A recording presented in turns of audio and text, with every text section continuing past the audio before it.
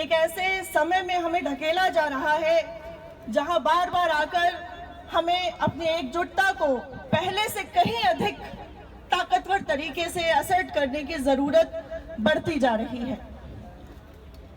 हम देख रहे हैं कि चारों तरफ हमारे हुक्मरानों ने जिस तरह का डर फैला रखा है, लेकिन हम ये जानते हैं कि इस डर से मुकाबला करने के अलावा हमारे सामने और कोई विकल्प नहीं है। और ये कोई पहली बार नहीं हो रहा है।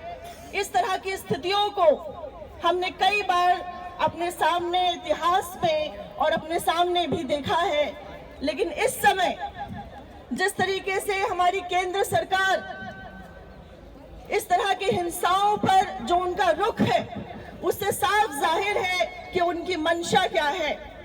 किस तरीके से आज राजनीति के अखाड़े में धर्म को बेरोजगारी से ऊपर, अशिक्षा से ऊपर, महंगाई से ऊपर रखा जा रहा है।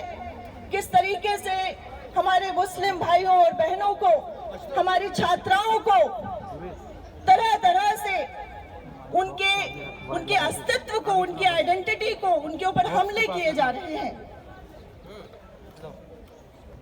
मैं दिल्ली विश्वविद्यालय में पढ़ाती हूँ और खुद अपनी क्लासेस में मैं देख रही हूँ कि हमारी जो मुस्लिम छात्राएं हैं, हमारे कैंपस में आने वाले जो मुस्लिम छात्र नौजवान हैं, जो लड़कियां हैं, वो किस तरह से एक डर के साए में अपने आप को महसूस कर रहे हैं, अपने पहनावे को लेकर, अपने खान पीन को लेकर, अपने वजूद को लेकर।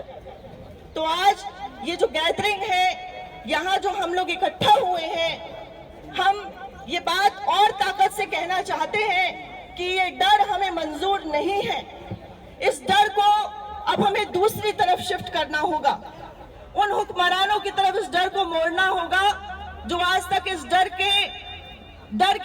हमें डराकर उसकी राजनीति के बल पर अपनी सत्ता को मजबूत करने का काम करते आए हैं। बहुत ज्यादा बात न करते हुए हमारे क्रांतिकारी कवि, जनवादी कवि वीरेंद्र डंगवाल की एक छोटी सी कविता मैं आप लोगों के सामने यहाँ पर रखना चाहूंगी। कविता का शीर्षक है परंपरा।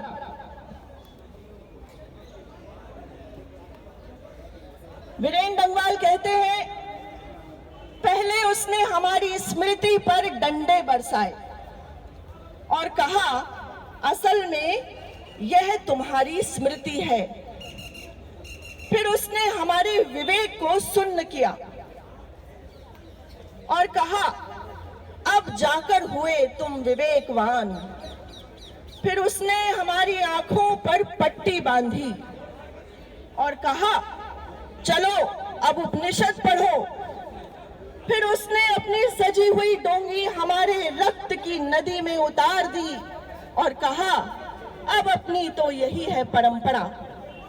तो हुक्मरानों की इस परंपरा के खिलाफ प्रतिरोध की ये परंपरा जो आज हम असर्ट करने यहाँ इकट्ठा हुए हैं, इस चुप्पी की संस्कृति के खिलाफ ये जो आवाज उठाने की संस्कृति आज आप यहाँ पर मजबूत कर रहे हैं, इस प्रतिरोध की परंपरा को अपना सलाम पेश करते हुए और इस लड़ाई में आने वाले दिनों में अपनी ताकत को पूरी तरीके से लगाने के वायदे के साथ दिल्ली विश्वविद्यालय के तमाम शिक्षक भी इस लड़ाई में मौजूद रहेंगे। इस उम्मीद और विश्वास के साथ आप सभी को सलाम।